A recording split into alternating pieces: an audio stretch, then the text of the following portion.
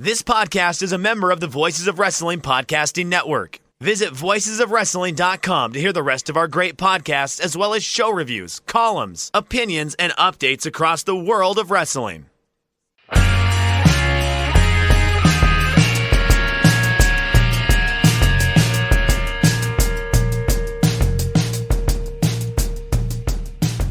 Paul Heyman out as executive producer of Raw. Evolve may have gone the way of the dodo. And how can you have the greatest wrestling match ever when you're not even the best wrestling match that week?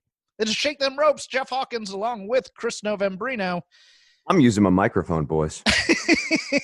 Take two. But we didn't get too far in the first take. So no, we did. We didn't. Yeah. But big story this week, Paul Heyman out as executive producer, writing teams being consolidated under the guidance of one Bruce Prichard. Chris, your thoughts before I go into mine. Sure. So we're looking at Paul Heyman, and I think, especially from the outside looking in, when you're looking at who is available right now to write these shows, Paul Heyman at first blush would probably seem like the strongest fit. But I think, as you're going to kind of get into, Paul Heyman was in certain ways running his section of the show in a way that was not reality-based, which kind of fleshed that out. He kind of thought that he had his own little Raw island where he could do whatever, but the brand right now is not really doing a brand split. You don't have You don't have a Raw versus SmackDown thing going on right now. You don't even have a wild card rule going on right now. It's just whoever needs to be on whichever show is going to be on whichever show, which is, I think, in part grounded in the reality that, COVID-19 is happening and you have a consolidated roster. It's just a different time in wrestling right now. And Paul Heyman was operating like there was a real ratings war thing that he needed to juice up. Well, the irony is it hasn't even been a year since Heyman was introduced as executive producer of Raw and Eric Bischoff was introduced as executive producer of SmackDown. And I totally forgot that Bischoff was introduced as the executive producer of SmackDown. He lasted 2 weeks. But that should have been the first sign to Paul Heyman that the original plan that he was sold on when he was brought back into the company was not actually going to be the plan going forward. And let me tell you, Jeff, that is unheard of as an experience for somebody with WWE, to be sold on a picture that does not come to fruition the second they come in the door. That never happens. Well, that's not the story with this company. With Heyman, you take the good and you take the bad. Yeah, I think so. And you take them both, and there you have the facts of life. The facts of life. Yes. Heyman loves underutilized, never pushed talent. And he was making some strong choices, like Apollo Crews, Ricochet, Cedric Alexander, Andrade. He had Crews and Andrade from SmackDown, where Bruce Prichard didn't want those kinds of guys. He wanted. Oh yeah, Ricochet is, I think, a really good example here, right? Ricochet, you can almost see the pissing match playing out between Heyman and other forces, where Ricochet is being built up, Ricochet is being jobbed out. I think we've actually been seeing some of this fighting happening on our screen. Yeah, and Heyman's greatest almost con was he convinced WCW and WWF to get into a bidding war over the Public Enemy, who weren't that great, but they were the most over tag team and act in ECW when they jumped ship. When that happens, though, you ruffle feathers of guys who are already at the top of the mountain. And there's talk that there were issues there. There's talk that, gosh, Paul Heyman doesn't play well in a corporate setting. Who knew? And as you and this is not exactly the healthiest corporate environment either. Yeah. I mean, part of when they say Paul Heyman doesn't play well in a corporate setting, part of that is that the corporation he's been working with is a corporation that has historic tendencies towards short to medium short-term relationships with lots of different people, including Rob Gronkowski. So does Rob Gronkowski not play well in a corporate setting? Or Yeah, it's like you're being thrown into the TV show Succession. Um, yeah, and I don't know that we know that Rob Gronkowski doesn't work well in a corporate setting. That's all I'm saying. yeah, and of course, there's also what you alluded to is that Heyman doesn't like showing his hand because he's afraid he's going to get undercut because of all this. So, and that's kind of a justified true belief, but he's just handling it the wrong way. He's not playing in his sandbox, though. He's playing in Vince McMahon's sandbox, and Vince is always going to have the final say. And this is an environment right now where Vince is kind of doing his one last grasp at power, and we've seen that sort of play out with Triple H, right? Triple H got that shadow demotion. Yeah. I just don't think Heyman was reading the room well. While I enjoy a lot of his creative and stylistic choices and certainly think that in a vacuum, if you're asking me, whose television would you rather watch, Chris? Paul Heyman's television or Bruce Prichard's television? It's like a no contest. Give me what Paul Heyman's vision is, good and bad, because Bruce Prichard, I know what I'm getting.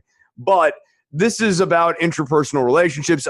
We forgot to mention that in pushing some of these underutilized talent, you're ruffling the feathers of more established talent that have generally had a nice ride there and therefore have more stroke inside of the company. I actually did say that. Oh, well, whatever. I didn't listen to it because I heard it the first time we taped this show. That's true. Yeah. No, I don't know when you say shit.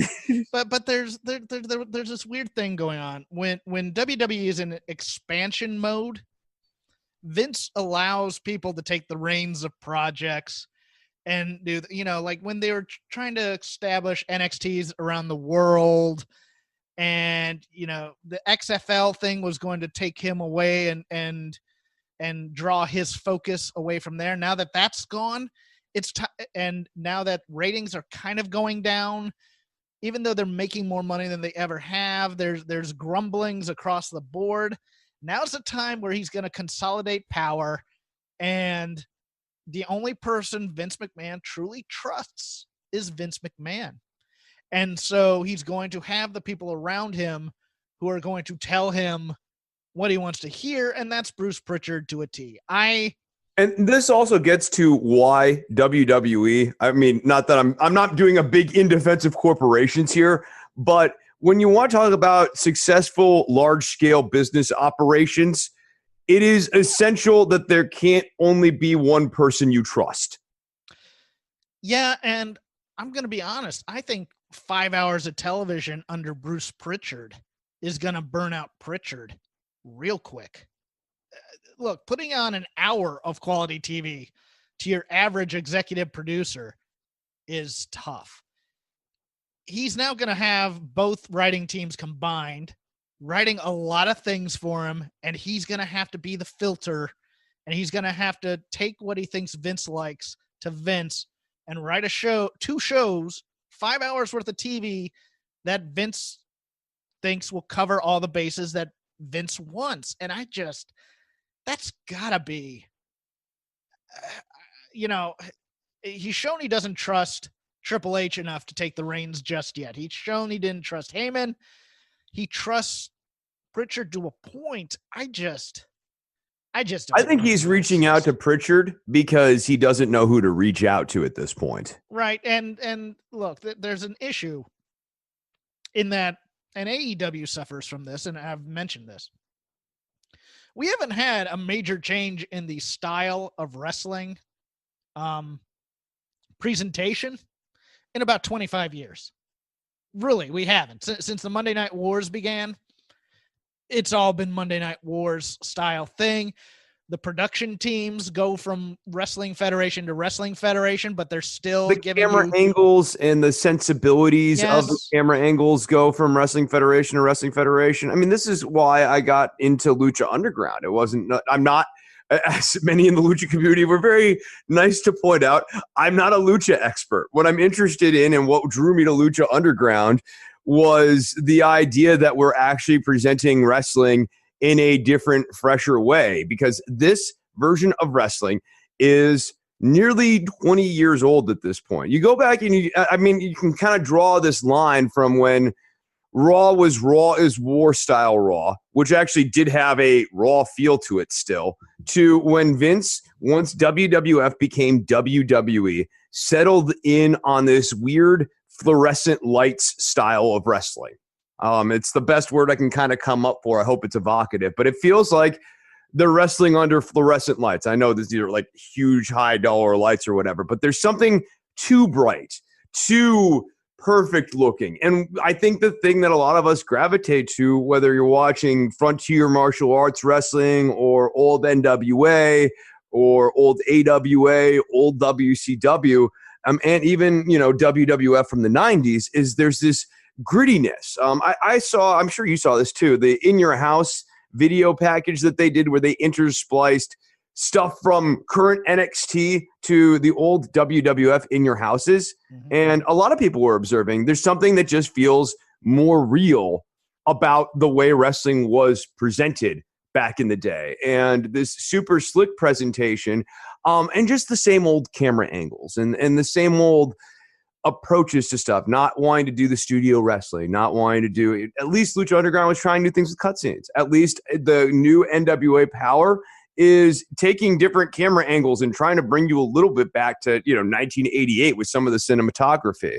WWE has you squarely stuck in this nostalgic good old days of, let me check my notes here, 2002. Who doesn't remember those years fondly? Yeah, I think there's also two other factors you have to take into account. Number one is UFC's dominance in terms of time and exposure, because before, when wrestling was quote unquote violent and it was bad men talking smack and fake fighting, you didn't have a lot of options other than a big boxing match for that kind of violent voyeurism, if you will. Now every weekend there's a UFC card, so you can get so that portion of the audience has left. Wrestling is at its most ice cold right now than I think it's been since maybe 1992. WWE fans like WWE, wrestling fans like WWE, and only wrestling fans like AEW. Wednesday night, the numbers were virtually identical between NXT and AEW, and Total Bellas beat them both, which means this is the question I've been asking that I keep not getting, not putting this on you, but I don't get a clear answer on is, are these shows even breaking off of the standard pulse of what these networks are doing, or are these, I'm just keeping this TV on right now? Yeah. And look, the last time wrestling was red hot was Austin and Rock. The only time since it's really, really come close was the CM Punk pipe bomb, which they just blew. They absolutely Punk and Daniel Bryan would be the last two little mini ripples. Maybe, yeah. The Daniel Bryan thing was there, and the Daniel Bryan thing was definitely. I was in some of those houses, though. It was a different energy. This is a defeated energy. Yeah, it's the why are we going to get behind guys we like when we know you're going to cut them off at the knees? It's still the battle between who they want and who we want. And until it gets resolved, until one side surrenders, it's going to be that. And the people who don't want to surrender have gone on to AEW. But, AEW is good, but it's not setting the world on fire. People just view it as another form of wrestling. That if they even view it, the Howard Stern clip here this week that I think has been making a little bit of commentary chatter, especially involving Goldust, because Stern used to love Goldust. They referred to AEW as a backyard wrestling federation. Now, I think maybe they saw the Lance Archer, Jake the Snake thing too. That might actually be it. But I think people think now about wrestling, ironically, as WWE. I say ironically because Vince wants people to think about WWE as entertainment and not wrestling. So, there's just this big disconnect from what the market thinks WWE offers to what WWE wants to offer the market. And the people who are still wrestling fans are hanging on and hanging in there. But, it's hard to look at NXT right now and say, I'm excited the way I was 5-6 years ago. Remember how excited we used to be about talking about NXT? Like it was the best. It was so fun and so fresh, and it did feel like something different. And the whatever the magic was, it is just totally absent right now. And some of that is the coronavirus, but not enough of it can solely be put to lay it all at the doorstep of the coronavirus would ignore the entirety of 2019 and even the year prior, where we've been seeing this steady downward trend. To lay this all at the doorstep of the coronavirus would ignore the fact that you and I have talked about the headline, quote, Raw posted its lowest ratings ever. We've talked about that headline 3-4 times now. I mean, this is a steady downward trend that, like, I thought, if anything, going into this, especially with people, wanting to be able to watch stuff, being home and maybe having the TV on more, it gave an opportunity to hit the reset button on some of the bad sensibilities that had taken into WWE television, utilize the network, which you have your own network and you can put out more content. If you guys really think we need more content, do some interview shows. You've got lots of interesting people that you're paying money to, some of whom you're paying money to, and you can do interviews with them, or you can do a different sort of presentation. Pop a headline. To date, since the coronavirus stuff started, the only coverage that they've been getting is like, wow, isn't wrestling without an audience weird? Like it's been gawking. It's not been watching. It's not been clapping and wanting to see what's coming up next, because you want to take your mind off of some of the darkness around. There's an opportunity here in a vacuum that they had this. They had a brass ring, Jeff, and Vince didn't go for the brass ring. Well, I think also part of the not watching is also not a lot of it, but there's a backlash against Vince and Dana for running these empty arena shows in the midst of the pandemic. And that can't be denied either. But here's the thing, Jeff. If the shows that Vince were putting on the television were good, yes, it did that. It washes away all sins. It's kind of like my first rule of comedy. Has to be funny. Yeah, if the show is good, you wouldn't care. Yeah, no, that's very, very true. Speaking of the NXT Glory Days, Evolve is either going to declare bankruptcy or it's been bought out by the WWE for its parts, namely its videotape library. They still have yet to refund tickets from WrestleMania weekend. Without Evolve, there's no NXT. So I think attention must be paid. I was not the biggest Evolve watcher in the world, say for a couple years, 3 or 4 years ago. So I'm not equipped to talk about the true glory days of Evolve, but it made Johnny Gargano a star. It showcased a lot of talent. It showcased Matt Riddle. It introduced us to Drew Gulak. I mean, they lived up to what their goal was, which is to show us the talent of tomorrow. And I think that they gave the talent of tomorrow a good forum to shine. But in recent years, I think in part because they wanted to become, part of the WWE feeder system and have this fairly strong, if not fully formalized relationship with WWE, I think that kind of left them in a weird niche. And then once AEW popped up, and WWE got really crazy about buying up all the people from the indies, it left a place like Evolve, in a lot of places on the indies, really struggling to find good talent to build their cards out with. And so, it's unfortunate, but I'm also not an expert on Evolve to the point where I can opine on it any further than that. Speaking of the talent of tomorrow, today, this past Sunday was In Your House, the latest in the NXT Takeover. I liked this card more than most people. And I'm not going to say it was one of the best takeovers ever. That would be hyperbole that even I could not sell. But you have to say it Jim Ross style, hyperbole. But I think the only match that really did not work for me on any level was, oddly enough, the one that they pre-taped, the Adam Cole Velveteen Dream match. Just did not work for me. On a level it probably should have, just because there was just too much going on that had nothing to do with Cole and Velveteen Dream. But the 6-woman tag I thought over-delivered.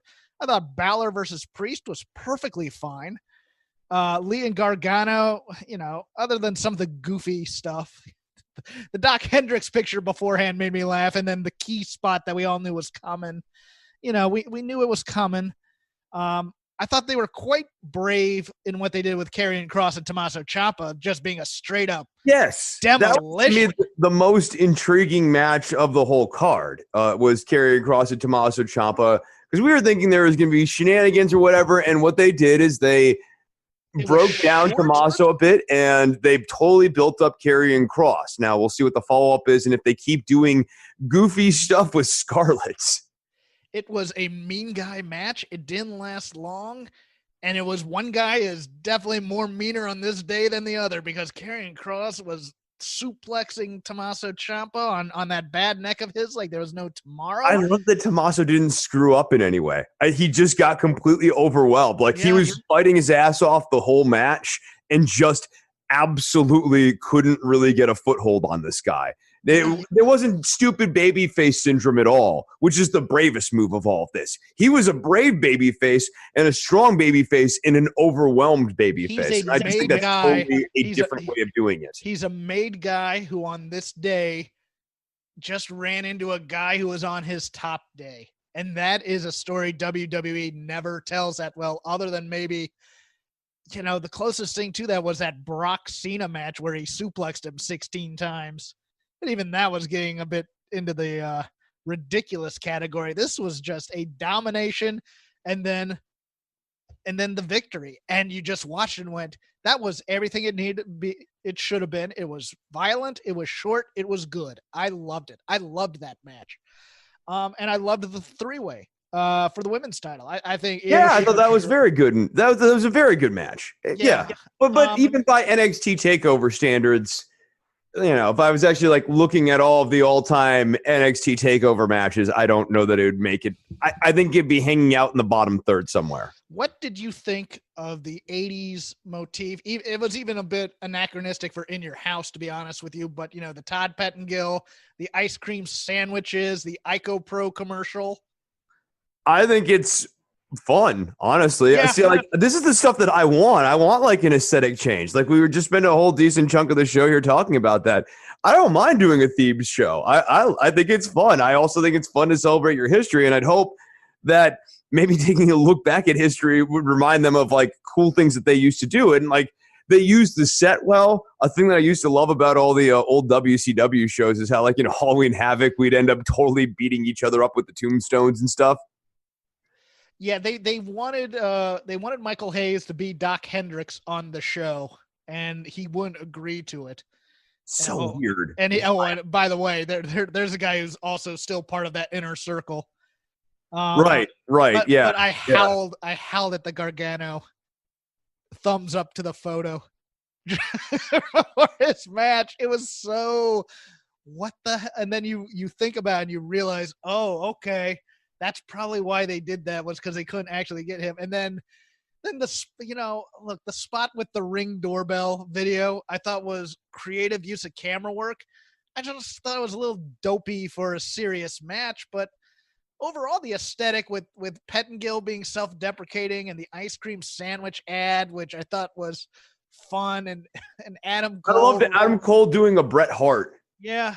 Yeah, because he totally slapped an accent on his voice. I don't know if you caught that. I did. I was fine with that. I thought it was comedy done in a good way. It's being in on the joke without making it a joke, and I thought that was the best part of it. But yeah, I see. Because a bit like that, I don't think takes away at all from the actual Adam Cole character on screen. You know what I mean? That's why I'm fine with that, because it's leaning in and living the gimmick. And that's what used to make some of these theme shows fun. You don't just have an oblique name like Backlash. You have something that actually kind of wraps it around. Even when it's cheesy, Tony Schiavone back in the day with that Halloween Havoc where it's welcome to Tony's house and he gives them candy. That's just memorable. We still talk about it. When Sting goes to Vader's White Castle of Fear, we remember those bits. They're fun. That's actually part of what made wrestling, entertaining and imagination capturing, the camp factor. Speaking of Tony Schiavone, AEW, we'll do a quick stop there before going on to our main roster / TV reviews if we need to. Oh, can I just say one thing real quickly about NXT Sure. on the main event here? Like, because we didn't really talk about Cole and Velveteen Dream. I get nothing out of the Velveteen Dream Dexter Loomis dynamic. Yeah. It's got nothing. There's no magic to it. It's just like these two weird guys are friends-ish, I guess. And Dexter Loomis as like a baby face, it's weird. He kidnapped guys on Sunday and they were back on TV on Wednesday. And they don't really explain how. Yeah. It kind of goes into the El Hijo del Fantasma story as well. They just do these things and then and moving on, and you're kind of like, okay, we're not going to have any of the drama associated with it. We're not going to have any of the mystery associated with it. It's just, it's just, there's your entertainment. Let's keep going. All right, yeah, but I wanted to get that in there, and we'll get a chance to revisit Dexter Loomis more here when we talk about NXT proper. But yeah, there's no magic between Dream and Loomis. I thought the Revival versus Butcher and Blade match was quite good. Yeah, that was fun. I liked the interplay of Tully and Arn watching from the audience, and then Sean Spears just kind of staring a hole into the back of Tully's head the entire time. I think Tully's the first guy to get that glove, unfortunately. I don't know if he's going to be written off permanently or if he's going to be moved to another act, but I think he's going to get moved to the Revival. I hope so. Yeah, God, I hope so. I think so, and I'm not sure. I'm not sure where that's going with Spears. It may be a thing where there's like a double turn thing where the Revival turn heel and Spears turns face, and the glove actually ends up being a face-defining thing for him. It does ruin the continuity a bit of the relationship between Tully and Arn on screen because, as we recall, Arn came out there to attack Tully during the MJF versus Sean Spears, or during the Cody versus Sean Spears match. That's the only part that was a negative for me, but the match itself, I thought that really showed that FTR, especially with Butcher, who doesn't have as much ring generalship as the others in that match. I mean, Pepper Parks is going to be fine. Blade, for those of you who don't know the other name. And the FTR can guide them through there. I thought it was exciting. You know, the throwback to certain other teams, the Power and Glory spot. Oh, I love the Power and Glory spot. How did they miss the call on the Power and Glory spot too? I just think it's one of those things that people forget Power and Glory as a tag team. To be honest with you, that's one of the great finishes, man. It's a superplex and the other guy hits you with a splash. It should be good for a 3 count every time. The one to watch, there was one against the Rockers at a SummerSlam. I think it was the Rockers. And it was just a thing of beauty because as soon as Hercules hit the superplex, Roma was landing on the guy for the splash. And I'd never seen it executed that flawlessly before, and it's awesome. Still a little bit of weirdness in the they're doing the mutual respect thing for now, which is fine, I guess. The Bucks promo stuff. The problem with the Bucks for me has always been when they get on the microphone, it's nothing special is the best way to put it. And it didn't feel like they really have a whole lot of like heat going into this angle of like, we've been carrying tag team wrestling on our back for the last 10 years. Whatever. Yeah. Sure you have. Okay, guys. I mean, you've been good. Don't get me wrong, but everyone who gets Wrestling Observer Observer subscribers love you. Right. I wouldn't put it. Look, dude, I like the Bucks a lot, but I thought American Alpha and the Revival and DIY Revival, even Authors of Pain being involved in with those two teams, I thought they were having much better tag team matches than the Bucks. But yeah, no, I think Revival has a really solid case for this, but for example, American Alpha, if they had been able to stay together for longer, I think they would have been super, super, super over. It ain't like the Usos have been slacking over. There's another good example. The Usos have been very good. They just, they had some personal issues along the way here. They're stuck in WWE. If anything, if you want to grade them, consider the fact that they've been having great matches with the New Day, another team that you could totally toss into that mix in a serious conversation. But like the Usos have been having great matches for all of the last decade in a company that does not prioritize tag team wrestling at all. So imagine if they were allowed to be wrestling in a forum that gave them access to 20, 25-minute matches where they could really put on clinics. I think the Usos would be seriously considered the best tag team of the last decade, straight up. So on the main roster this week, possibly the most interesting thing was a 4-segment match between AJ Styles and Daniel Bryan for the Intercontinental title. The story had been Daniel bringing back the Intercontinental title to its former glory. AJ Styles had never held the WWE Intercontinental title, I don't believe. You might be able to tie in AJ Styles to the Paul Heyman issues. I don't know that for a fact, but it would seem to me if top talent is moving over to another show, might be a reason. And AJ Styles wins clean, no cheating. Better wrestler that day. Gives a heel promo afterwards still that he's the best. I loved this match, Chris. I think it's going to be better than Edge and Orton on the pay-per-view. Well, I think Edge and Orton is a bait and switch. The more they keep saying it, the more I'm convinced that this is not really going to be much of a wrestling match at all.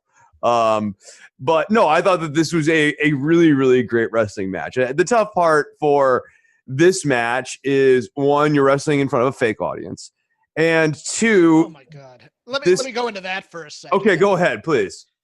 I made the mistake, because usually I'll listen to it on my TV with surround sound and whatnot, but I made the mistake of listening to the show on, I have a pair of Bose headphones. I was going to say, you had headphones and you actually could hear people saying. I could hear them. I could hear what they were saying. I could hear what they were doing. And I know that these guys are under a lot of pressure, so I'm giving them a lot of leash. But let me leave it like that. But some of the things they're shouting, I can hear, and it's not helping. And I'd just rather, you know how you get those crowds that are trying to be the show rather than part of the show? That's the difference to me. I want them to be part of the show rather than trying to be the show. Yeah, and they need to, I think the directive needs to be for the audience. One, audiences don't normally need directives, but two, the directive needs to be for the audience. Yeah, you're out there sort of as yourself, but mostly we want you to play the character of really enthusiastic fan who wants to go along with the show. No, you need to treat it like a film shoot. And trust me, when you're dealing with these types of scenes, I've been an extra on productions before. In crowd scenes, there's always one or two that are really, the director's going to see me and give me a line, and I'm going to get bumped up, or I'm going to get a credit, or I'm going to get, it happens in every walk of entertainment. And I think it's happening here. And it's just, you're dead on this. Let's put it that way. Yeah. No, that's an issue. And then the other issue for this match is that it's been buttressed around a lot of fairly unserious storylines recently. Yeah, I mean, everything from the fact that the champion on this show, Braun Strowman, is going into a title match against two human beings where he's still somehow not the underdog. I mean, that's not very serious. And then the Jeff Hardy, Sheamus stuff. I mean, if you like the drinking angle, I suppose you like the drinking angle. But no, I sure don't. Right. I don't, because even on the video package, he had an arrest for drunken public last year and a driving under the influence arrest last year, and the timeline stopped at 2018. I can't get into a guy fighting his demons and overcoming his demon storyline until there's proof he's overcome his demons. I just can't. And this was a retread of a storyline from 2005, I think, or 2002. I can't remember it. Look, doctors don't keep urine samples in beer mugs, last I checked. I like the weird twisted face on the doctor when they suggested urine sample, and he was like, urine. like, why are you so happy about getting urine? I'm so happy. Oh my goodness. I just it's in poor taste. Of course the urine's gonna get thrown all over the guy. It doesn't give me a lot of faith. You know, it'd be way more interesting and also way more true to Jeff Hardy's reality right now is if this was about Jeff Hardy struggling with his demons, so he was becoming a tweener character. Like sometimes he was good and sometimes he was kind of bad. Not unlike the way Sting used to be. I think that's a more interesting way of using Jeff Hardy on television. Him as just the pure baby face and coming out and doing the clapping and all that stuff. It's no one asked for this. No one asked for this. Other things I liked on the main roster, this was a subtle thing, and I don't think a lot of people picked up on this at the time. During the celebration last night for Bayley and Sasha, when Bayley had written a poem in celebration of their tag team win, people forget that a lot of the mocking of Bayley as a babyface when she was there was because she was too much of a fangirl, and she had written that poem when she was 8 or whatever about how she was going to become a professional wrestler. And just her absolute honest anger, it seemed, that she wasn't able to get to this poem because people were interrupting her celebration. I thought that was a fantastic little wrinkle to the entire Bayley character. I think she should commemorate more special occasions with poems. With poems? Yes, that should actually be part of her heel character. Maybe she gets interrupted. Maybe she gives them. Maybe she doesn't. Maybe they're like just brutally vicious. And like it's like this is a poem, and she starts reading from it. It doesn't even rhyme. It's just a scathing critique of someone on a pink piece of paper. But I think she should embrace the poems as a gimmick. There was a lot of good wrestling on Raw too. I'm looking through those results. I mean, the Black and Creo versus Murphy and Theory match was really good. I thought. I thought, the triple threat tag team was a little iffy because there's no reason Asuka and Charlotte should be, they should either put it aside or wait till after the match to feud, but they were doing that whole tag partners don't get along thing. The Peep Show was awkward. I just thought that the dynamic between Christian and Edge was it didn't feel like they were really the best friends they were. Yeah, no, it was just an unearned dynamic. Like, why is Christian being like this? Yeah, I mean, if you watch them on their show on the network, there's obviously a rapport to them where they can say things if they wanted to that would cut through niceties. Like Christian could tell Edge harsh truths if he wanted to, and you could script that. It's just this wasn't the verbiage that Christian would ever use if he was going to do that to the guy. Yeah, and the tone was just off. Yeah, the hard truth thing makes some sense. Yeah, like that when your best friend can actually tell you, "Hey, man, you're going too far." Your best friend can pull you aside, or even just a good friend can pull you aside and go, "Hey, what you just said or did there, that was the wrong call. Don't do that." That's what a good friend can do.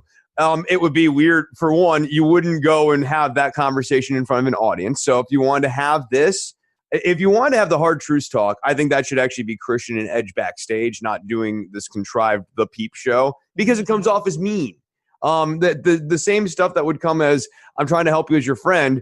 When I say, "Hey, come at my radio show and I'll tell you the hard truths about yourself," has a sudden mean and exhibitionist quality to it. Yeah, I'm going to embarrass you in front of people. And I'm going to, it's the difference between, if you got kicked out of a band, doing it in front of the rest of the band versus going up to the guy one-on-one and saying, "Hey, look, it's not working out."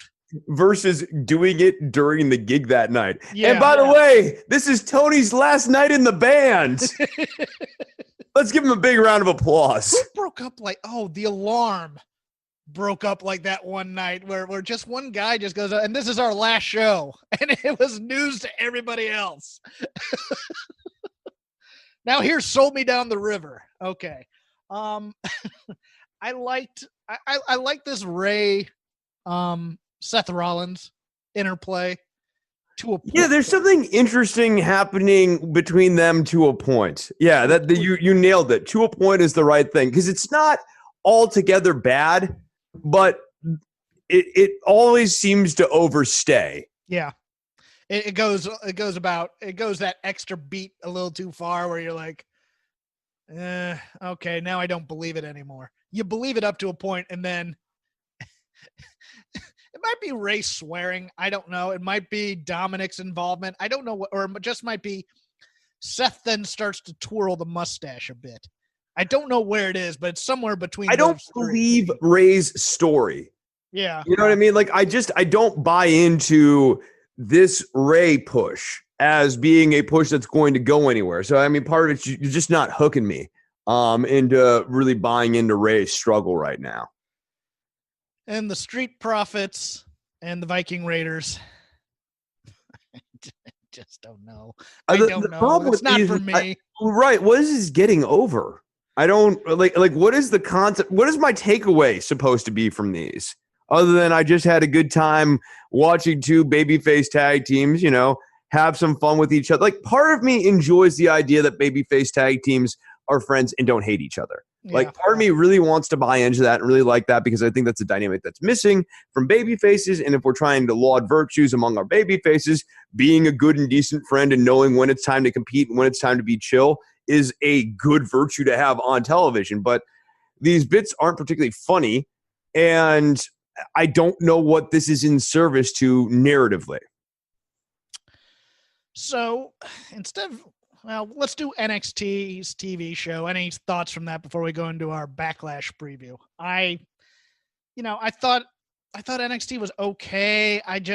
Wait, hold on. I do have one more thing on Raw here. Okay, we tapped out the Viking Raiders on Monday night, and I thought that was utterly ridiculous. I have no problem narratively getting Bobby Lashley and MVP the win over the Viking Raiders. Mm-hmm. That should have been a 3 count off of a spear.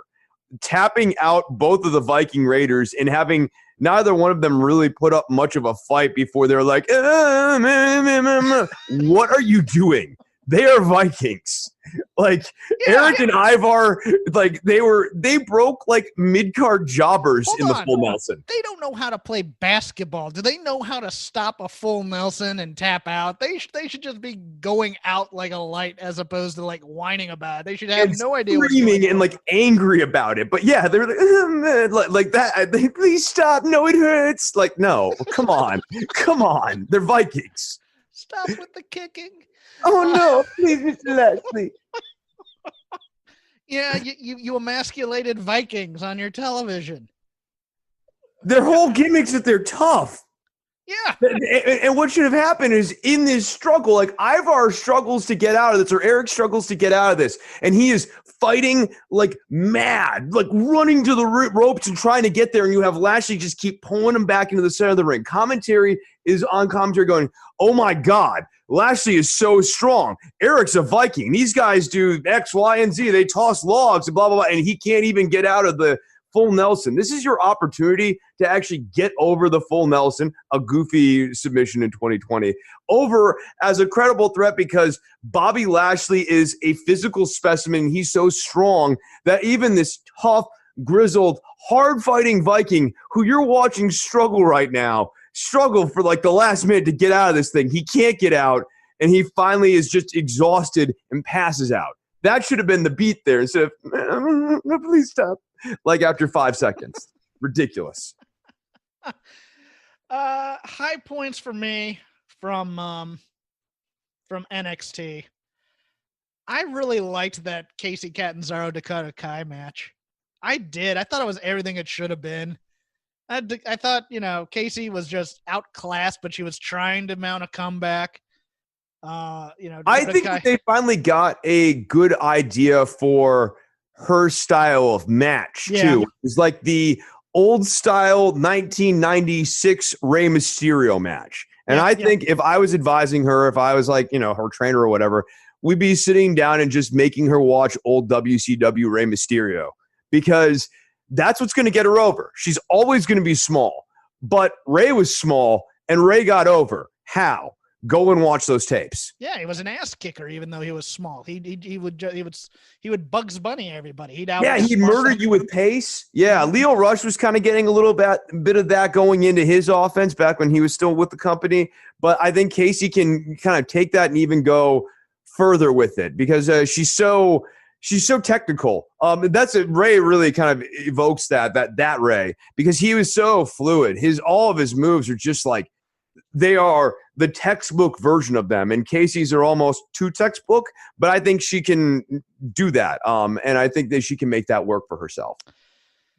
Yeah, and everything else was kind of 50-50 for me. I'm a little disappointed in that in the follow-up to the Damian Priest loss was just him saying, "I'm having my moment so I can be infamous."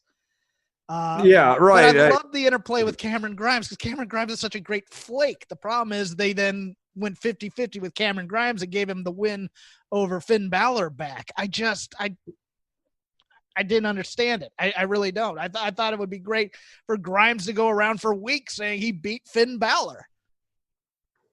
Yeah, and that actually should have been a point of tension between Priest and Grimes where like they're friends, but Grimes can't help but showboat. It can't help but bring up the fact that he is so great because he is Cameron Grimes.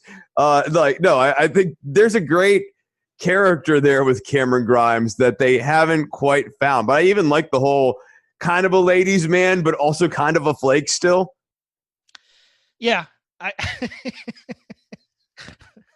like the idea that he's good looking enough and slick enough that like he can holler at girls and they'll listen to him initially. And then he gets about a paragraph and a half in and they're like, oh, you're one of those. What he is? He's the scuzzy guy with confidence. Yeah. And the confidence will get him through and women will at first be attracted to that and then they realize he's scuzzy and they want to get away from that. I love that. I know it's a good character. It's a good, authentic, and like not authentic to him, but like an authentic character that we all know in real life. And yeah, like I think that's he's fun. He's the guy that walks in the club and you go, "There's no way," and then all of a sudden he's talking to the hottest girl in the club, and you're like, "How the hell did that happen?" And then 2 hours later, he's getting a drink thrown in his face and getting slapped. Yes, he goes too far with it. He goes, "Hey, let's take this meeting back to my place." And everything's going well until it's not going well. Yeah, exactly. And then it's just funny, and you're like, "Yeah," and then it just reinforces your particulars. Oh yeah, I knew it. I knew that wasn't going to work out because she should be with somebody like me. No, I knew a guy. I knew a guy just like Grimes back in college. I had a friend just like him. Every guy I knew in college was just like Grimes. Wait, no. Let me give you one story from this guy though. So one time we're in an elevator at UMass at one of the high-rise dorms. They have like dorms that go up like 20 feet or 20 stories. We get on this elevator. I'm standing next to the dude. He pulls out some perfume from his pocket and sprays it on this girl and then goes, "You smell nice." And like, I start laughing. Like, I'm like covering my eyes like, oh my God. Like, I don't know if that might be the creepiest thing I've ever heard. If it had gotten anywhere remotely off of the blocks, yeah. I mean, it's still like this guy. There's a reason why we weren't friends for super long, but that one's always killed me. Oh my God! You smelled like crap before, but now but because she like looks at me like, what the hell just happened? And then he goes, "You smell." That's a power move, though. Right. And that's the sort of thing that Grimes would do. It's like, just like, what are you doing? Nah, Grimes would spray it on himself. Don't I smell nice? What do you think of this cologne? What do you think of this? Yeah. How do you think I smell? Is this pleasant to your nostrils? Yeah, that guy was a trip, man. What do we think about Gargano and Keith Lee doing the match in street clothes? I already don't like mixed tags, and especially the way that WWE does them, where it's boy, girl, and I don't like intergender wrestling. So it's not that I'm opposed to it, guys. So don't get on me about that. But it takes me out of certain realities of it. It's Oh not yeah, my I thing. mean, can you I'll watch imagine it. Candice LeRae wrestling Keith Lee and trying to really get any credibility into the Candice heat spot on Keith? He's just too darn big. But I also they did that during the match. Remember, Yeah. she had him, and then Gargano helped with the DDT, and then she celebrated, and that was a nice spot. I didn't mind that spot because she's a heel, so she's celebrating things she shouldn't be taking credit for. It's just one of those things where it's like, okay, are we fighting or are we dancing? And it feels like in these matches we're dancing. Yeah, and I just getting into this match, I didn't feel like they really earned it. Yeah. So it didn't do anything for me as a match. Yeah. It felt like it needed Teddy Long. Let me holla at you, playa. And we're gonna have ourselves a mixed tag match. Holla if you hear me. Bell after the break. Indus Sher gets a quick little squash. It's fine. I like Bivens. Yeah. I like Bivens. Yeah, I know. We're Bivens fans. I did like that Beth. He really likes early '90s hip hop, and she was trying to throw a softball to Morrow, and I don't think Morrow hit it. We'll see with that. I'd love him I'd love him on the main roster with a team that needs it. I really would. I'd almost like him. Next group I want to talk about. I'd like him with Breezango as like a guy who's helping Breezango get their heads on straight. I liked that little promo. I think it was a little too cute by half, though. At times, I think it's a wow, you're 32 kind of thing. I don't want to know their ages because I think Johnny Curtis is like 37. I think he's like a little bit older than he is. But I like having Breezango as a wrestling thing more than entertainment group, and I think this kind of helped a bit. They need to figure out. We'll know if it's good or not when they actually kind of establish some in-ring offense. Because like what they did and that they mentioned explicitly, I kind of like that line too. Is like before the first bell, we like to have fun, and then after the first bell, like it's a totally different side of us. So I want to just see them doing a set schedule of offense, and they're a talented enough duo in the ring that they can do that. I hope that they actually think about what is this new Breezango wrestle like. I thought the Phantasma turn was too soon. I wanted to see a tag match and just do the Ric Flair thing where you do the Horseman beatdown. I didn't mind it. I thought it was good. I kind of wanted them to I kind of wanted them to kind of play up the I wanted the duality thing a little bit longer. I wanted him in the good guy in a mask, bad guy without a mask type of thing. I think so. A couple of things should have happened there for me. One, I wanted them to actually have the handshake. Two, I wanted them to fight off the masked guys. I love your angle about them having a tag match. And then the betrayal happens because that helps us get into the build of Drake Maverick now realizing what he's really up against and realizing where the odds are stacked. And he thought that he had an ally and he actually has an enemy. I just think it makes more drama for the babyface to underdog his way through. Dude, they could have done. Do you remember Flair and Sting versus Anderson and Pillman? Where it was rumored that Flair was jumped before the match. So Sting's in there. Sting's taking on the two of them in there, and Flair comes out bloody in street clothes. Give me the tag. As soon as he tags in, all three of them just go off on Sting. That's all that was needed here. I liked what it was. I like Joaquin Wilde, and I love Raul Mendoza. I mean, why are they taking off their masks too? Exactly. Especially the two guys. Like I don't need them taking off their masks at all. I keep those dudes under them. We know that it's Raul Mendoza and Joaquin Wilde. Like who? Let me ask you something. Did they just fake the other two guys on the first guy? Or were all three of them in on it the whole time so that they? Yeah, who's the other person they abducted? Right. Do we have Dark Order guys running around? It's Jake Atlas. Jake Atlas. Yes, Jake Atlas is. I'm still pushing for Jake Atlas. He's the fourth man. Then finally, Chris. Hourglass. How do you make Scarlett funny looking? She's supposed. I mean, she is good looking, but I'm laughing at her, and I should be feeling something else. Oh, really? Well, right there, she's the smoke show. Like Yes, the whole yes. idea. That's the sensibility she's supposed to be appealing to, not campy / what is this look that she like? I'm chuckling. The I'm nails not attached to her gloves aren't doing anything for you, Chris? Is that what you're right. It's all very goofy, and they're not even doing the vampire thing you're talking about. They're just dark weirdos. Yeah, but they're I mean, he's now in a title match, it looks like, or he's going to be, which is that's a monster push for NXT. It is. I mean, you usually don't see it this quick. Well, I think he's going to be in a multi-man matchup to determine the number one contender is what's happening here. I don't know that he's going to be in the title match. I think that this is a false alarm. But you also have heel on heel stuff here going with Adam Cole in the Undisputed Era, which is also something that they've never really gone hard into a heel versus heel type of thing. So I wonder if they're going to make Cross and well, they can't because they just beat Ciampa. So who's the audience supposed to be behind here? Adam Cole? Yeah. See, here's what I think happens. Cross loses the number one contender match, and he ends up going up against Keith Lee. Or no, Keith Lee doesn't have the title. But I don't think I think he's a fake out, man. I think he's a red herring. I think it's just to add intrigue that everyone's coming for Adam Cole's belt. Wait, did I miss that? I thought Keith Lee had the title. No, it doesn't. Gargano?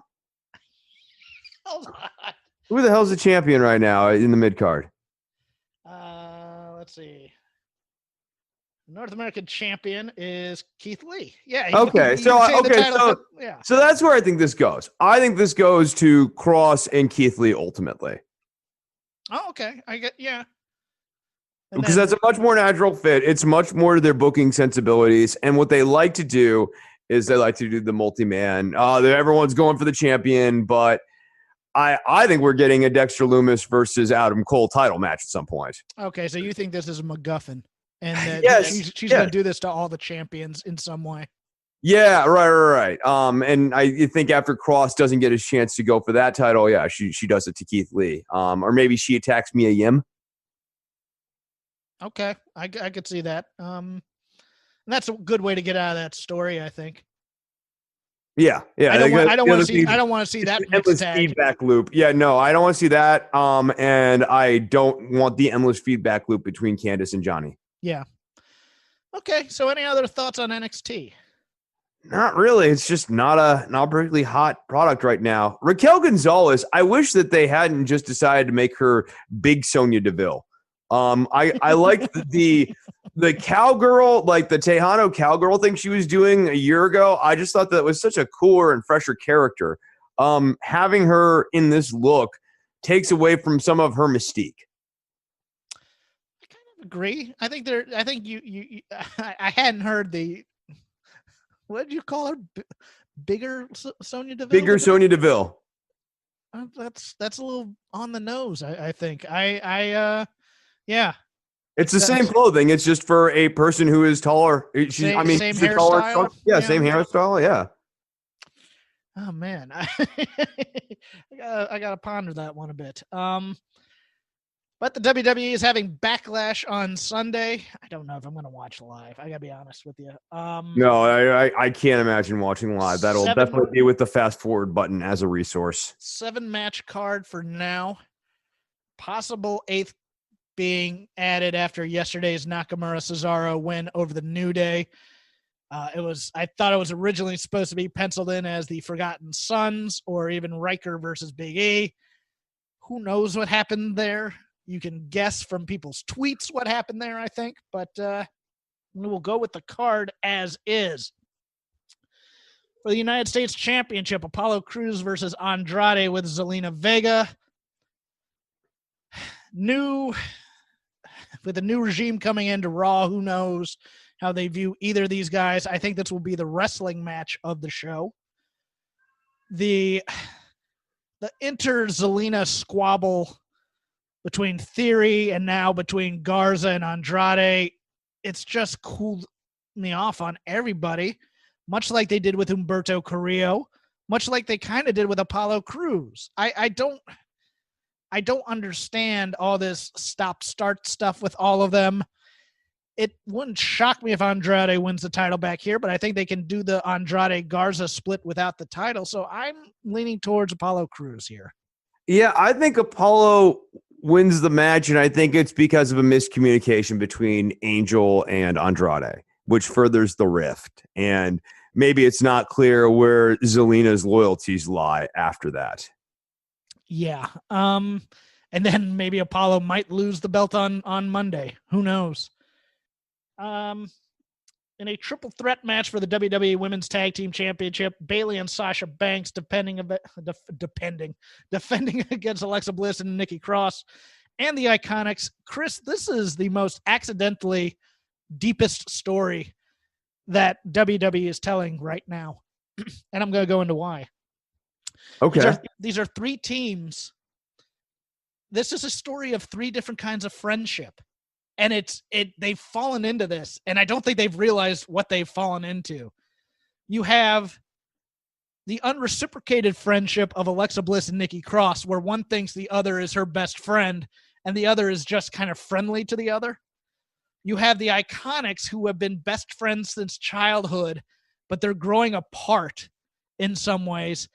And then you have the Bayley-Sasha friendship, which is the friendship based on a rivalry, but there's still underlying tensions from that rivalry that are getting ready to bubble up and show themselves. And it's an awesome dynamic if you think about it.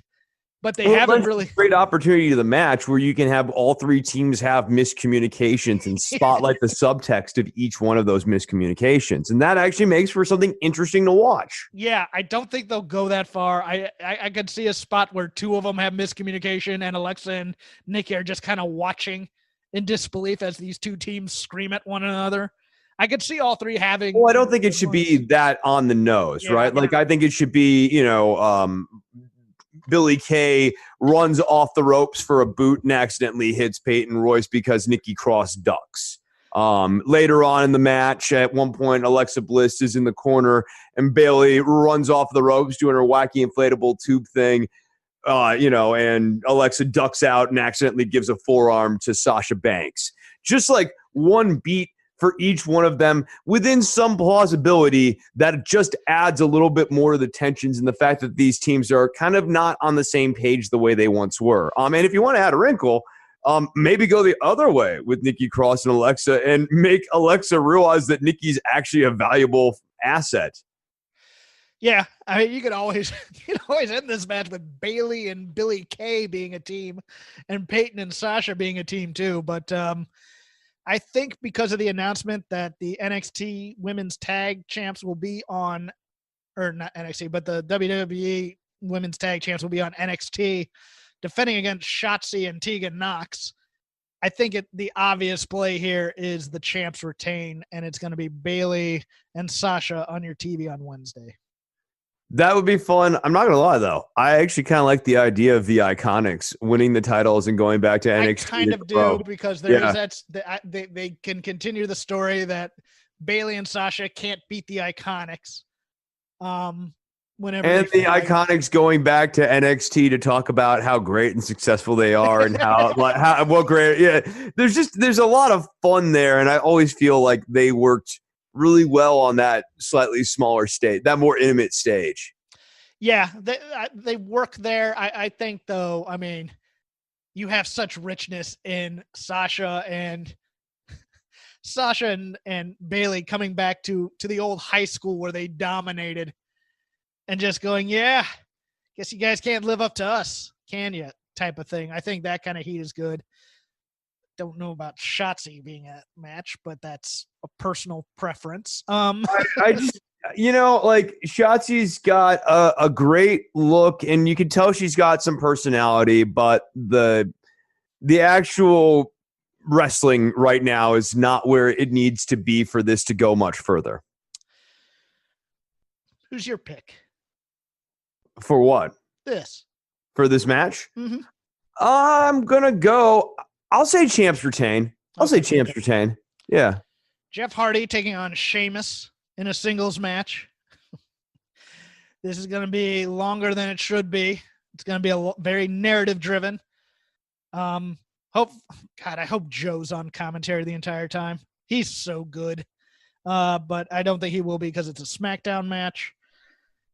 I think this feud must continue, so I think it's going to be Sheamus this time. I know in my preview. Yeah, Sheamus wins off of something stupid. Like maybe, oh God. Sheamus is going to bring up being Irish and liking to drink ale and liking to drink. Like, I think that, yeah, it's going to be trying to entice him with alcohol and stuff. And if you go, oh, that's too tasteless, we've already embraced tastelessness with the entirety of this angle. Yeah, I just don't know. This could end poorly. This could end with people from like a psychiatric unit taking Jeff away. You know, he could distract him with, a giant bottle of pills at ringside, and then Jeff falls off the top rope and he gets pinned. It could be very stupid, or it could just be, stupid babyface syndrome. But I think this will continue because I think we're gonna go into the skid here. Going into the skid, you say? Yes, I had originally thought that Jeff was gonna get the overcome story, but I think this has to continue. So I think Sheamus wins. Asuka, the champion, defending her title against Nia Jax. Chris, I'll let you go first. Asuka has to win this match. Nia Jax, I think, needs a break. Is what she needs. She needs to take some time and do things, workshop things, whatever. But Nia Jax, it's not gonna be a good match. Nia Jax doesn't have good matches really, and I hope Asuka retains. And if they choose to put the belt on Nia Jax, that'd be a tremendous mistake. 90% of me says Asuka wins this, and I think it's going to be better than we think, because I think Asuka wants to have a good match with Nia Jax. There's that bug in my head, though. Prichard's coming on board. Charlotte is obviously the star of this division, and they've been playing up the Asuka-Charlotte thing. And there's no heat to the idea of a Nia versus Charlotte angle at this point. There isn't, but hear me out here. Nia beats Asuka with Charlotte's help. Charlotte asks for a title shot on Monday. Charlotte has the title on Monday. Asuka and then maybe Shayna Baszler chase. I think they may go that way. I think they may give Nia the humiliating one-day run because I think they promised her a title run at some point. But they still kind of want to punish her for... They're going to give her the Kane run? Yeah, I think so. I think it's possible. I think it's possible that, they come over and they don't like Asuka's talking and gibberish shtick, which is what they're going to view it as. And I think that the call will be, we're going to go with the safe choice, and we're going to try and find a way to get the belt on Charlotte, but we want to keep Asuka strong. So Charlotte helps Nia. Nia has to give a title shot on Monday and loses the belt. I think that's the way they go with this. I think that could be a fun thing if throughout the duration Charlotte is just really cheating dirty. Like she even cheats dirty on Nia Jax. Yeah. Like just really establish herself as like the lowest of the low top heel. But I don't know. I hope we don't go that direction. What you're saying doesn't make no sense. I'll put it that way. It makes some sense. It's not a double negative. Well, it's not nonsense. Yeah. If I said it's not nonsense, you wouldn't recognize that as a double negative, right? Like it's only because I say no twice that we move into double negative territory. But think about it. Read between the lines, people. Braun Strowman taking on the team of Miz and Morrison in a 2-on-1 handicap match for the WWE Universal Championship. I think Braun runs through them. I think there's a hope spot for them. I think he eventually beats one of the two. And I think there's a good chance that the two of them beat him down after the match and Otis cashes in. I think Otis I'm going a different way. I actually have them winning, And then I have Otis cashing in on them both just as like schlubs. Because like I could totally see the Michael Cole going, how is this going to work? What is this going to mean? And then all of a sudden Otis comes in. Yeah. I think I had posited that earlier, and I don't know why I backed off of that. I thought maybe because there's just been this weird tension between Braun and Otis, so I thought they might play into that. But I think you're right. Maybe I just don't see them taking the belt off of Braun right now. So I'm gonna go with Braun winning this outright right now, and then maybe not having the cash in. So I'm just gonna go straight for right now. Okay, I could see that. Yeah. We still have a story to tell with Mandy and Corbin and Otis. That still remains unresolved. Yeah, and I think eventually Corbin beats Otis for the briefcase. I think that has to be the way it goes. I don't think Otis gets to cash this thing in. That could be it. Or the other way it could be is like Corbin beats Otis for the title and Mandy betrays Otis. So like Otis is the king with his queen, and then his queen betrays him for Baron Corbin. Because that would be like the one person where it'd be like, oh my God, you dumped Otis for him? Heat. Got the heat. Drew McIntyre taking on Bobby Lashley. I made a derogatory comparison to Lana in my preview. I will not repeat it here, but if you want to read it, go to Voices of Wrestling. I think she gets involved. I think MVP's involved. I think Lashley gets distracted. I think McIntyre Claymore kicks him, and then probably the next night Lashley beats Apollo Crews for the United States title as a consolation prize. Yeah, I could see that. I mean, I do think we still have to finish the dissolution of Lashley and Lana. So like, which is weird, isn't it? It is. It's very weird. We got rid of Rusev and we broke them up so that we could have this story. And half the times I don't even recognize Lana anymore. Yeah, she just doesn't look like the Lana character that we are used to. And it's weird. It's just weird. Yeah. And I think MVP is probably a better match with Bobby. Oh, certainly. And they are a time-tested duo in other companies as well. It seems like MVP knows how to present Lashley. They have a good rapport with each other on screen. MVP should be doing the talking for Lashley, but he also just seems to be, as a mouthpiece, he seems to be a much more fitting mouthpiece for Bobby Lashley than Lana has ever been, because she doesn't speak to the motivations of the guy. Whereas it's like MVP can be like, you used to be a killer, you used to be a murderer, and like Lana never says anything like that. Yeah, and that's what's going to happen. It's going to be a back and forth match. Lashley's going to have the upper hand. MVP is going to be going to be telling him to go in for the kill or something. Lana comes down, tells her to play with Drew a little bit more, something like that. He gets mixed messages, confused, distracted. What are you doing here? Claymore kick, 1, 2, 3. And then finally, Chris, the greatest wrestling match to ever exist, to ever go on, to ever be recorded and then edited into a crowd-pleasing way. Edge versus Randy Orton. Who you got? I've got Randy Orton.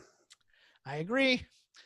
It seems like the only, I don't think that this is going to be a quote-unquote wrestling match. It's certainly not a contender for the greatest wrestling match ever. I think that it ends with Randy Orton abandoning the tradition of sport in some way, shape, or form to get the win. And that will be the whatever he uses to get the upper hand will be the stipulation for the next for the rubber match in front of a crowd, because we have to continue this feud until we get crowds so that Edge gets a proper send-off goodbye.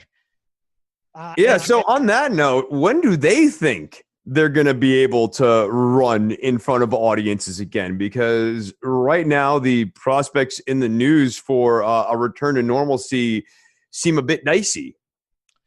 Florida will be Florida or Texas. Okay, yeah, Florida will be Florida. That's true. But when do they think that is?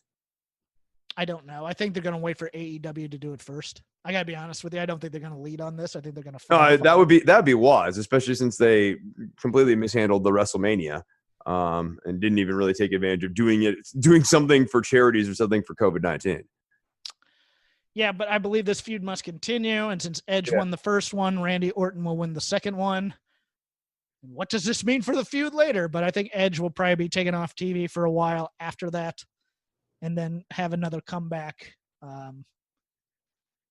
If we get back to normal, and who knows on that. But that is your Backlash preview. On paper, nothing for me to write home about. Some interesting things in there. But we'll be watching, and we'll have our takes on it next week. You can follow me at Crap Game 13. You can follow the show at Shake Them Ropes. You can follow Chris at Chris Novembrino. Chris is knee-deep in politics. Tell us about it. Yeah, there's a lot of content. There's going to be a lot of content coming out the next week here, like 3 new episodes. So if you want to check those out, go and check out Don't Worry About the Government, which you can find at don'tworry.tv and on Patreon at patreon.com/DWATG. Just put out a premium episode where I talked about Full Tone Pedals, which was an intersection between two of my passions, guitar effects pedals and some news and politics. A lot of people, I've been getting lots of good feedback on the premium episode, which means that a lot of people seem to like it. So if you're interested in checking out Don't Worry About the Government, now's as good a time as any. So why not do it? That's what I say. Why not go and do it? Make sure you go to voicesofwrestling.com for all of your wrestling coverage. Listen to all the podcasts, read all the posts. Lots of good experts. If you don't like WWE, we got your solution for you. For Chris Novembrino, I'm Jeff Hawkins. Talk to you next week. Who's your district attorney?